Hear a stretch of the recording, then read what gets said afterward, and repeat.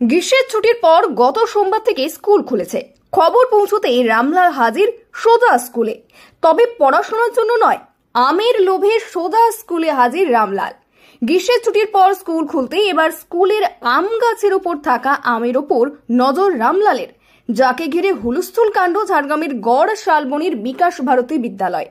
ফের ঝাড়গ্রামের রামলালের দাদাগিরি। বুধবার সকাল থেকেই রামলালের তাণ্ডব চলছে ঝাড়গ্রাম শহর থেকে কিছুটা দূরে গড় শালবনিতে।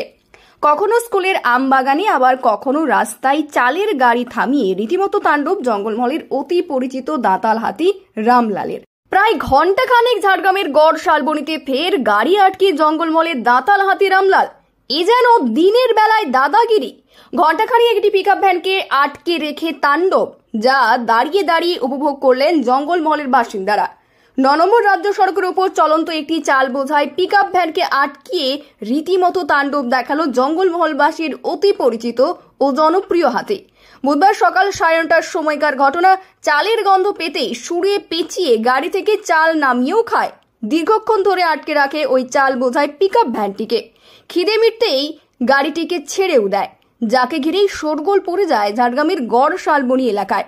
শিক্ষক শিক্ষিকা এবং ছাত্রছাত্রীরা বিদ্যালয়ে 10টার পরে এসে আমরা দেখতে পেলাম যে আমাদের বিদ্যালয়ের বাউন্ডারির মধ্যেই আমাদের এখানের এতদ অঞ্চলের যে সমস্ত হাতি রয়েছে সেগুলোর মধ্যে একটি হাতি আমাদের বিদ্যালয়ে উপস্থিত ছিল এবং তাতে ছেলেমেয়েরা আতঙ্কিত যেমন হয়েছে, আমরাও আতঙ্কিত হয়েছিলাম। থেকে লোকজন এসে হাতিটিকে আমাদের বিদ্যালয়ের বাউন্ডারির বাইরে নিয়ে যায়। বুধবার তার রাস্তা আটকানোর খবর ছড়িয়ে পড়তেই ভিড় জমায় স্থানীয়রা। খবর দেওয়া হয় বন দপ্তরে। ঘণ্টাখানেক পর বন দপ্তরের কর্মীরা তাকে জঙ্গলে পাঠানোর ব্যবস্থা করলে সে গড় শালবনির বিকাশ ভারতী উচ্চ বিদ্যালয়ে থাকা আম গাছের ওপর নজর পড়ে তার। ততক্ষণে স্কুলে আসতে শুরু করে ছাত্রছাত্রীরা। স্কুলে প্রবেশ করতেই শোরগোল পড়ে যায় গোটা স্কুল চত্বর জুড়ে। ঘটনার জেরে আতঙ্কিত হয়ে পড়েন স্কুলের ছাত্রছাত্রী ও শিক্ষকরা। সমস্যা হচ্ছে বাচ্চা 9:30 এই 10:30 11টা বাজছে, এই সময় বাচ্চা সব স্কুলে আসছে। তো আসার সময় আমি যাচ্ছিলাম, দেখি হাতি ভেতরে, বাউন্ডারির ভেতরে হাতি। তো এইভাবে থাকলে জঙ্গলমহল মানে নামি জঙ্গলমহল আর পুরো সবই হাতির। এইভাবে কি আর পড়াশোনা বা ইয়ে হয়? আতঙ্কিত হচ্ছেন কি?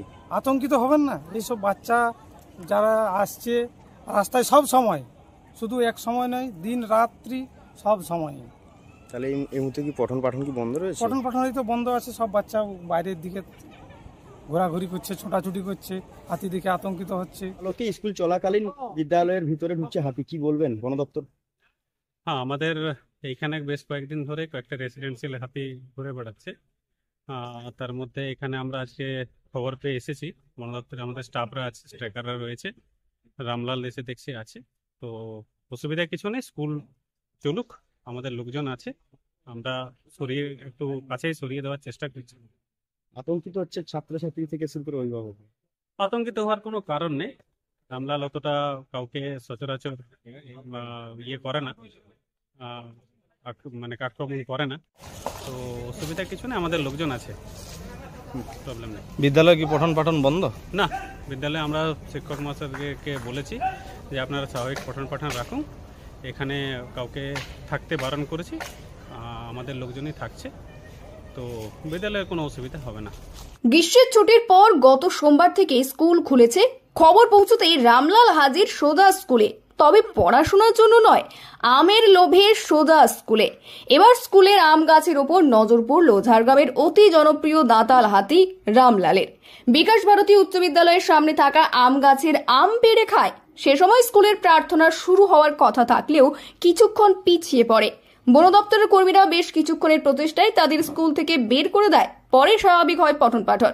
স্বস্তি ফেরে স্কুলের ছাত্রছাত্রী ও শিক্ষকদের।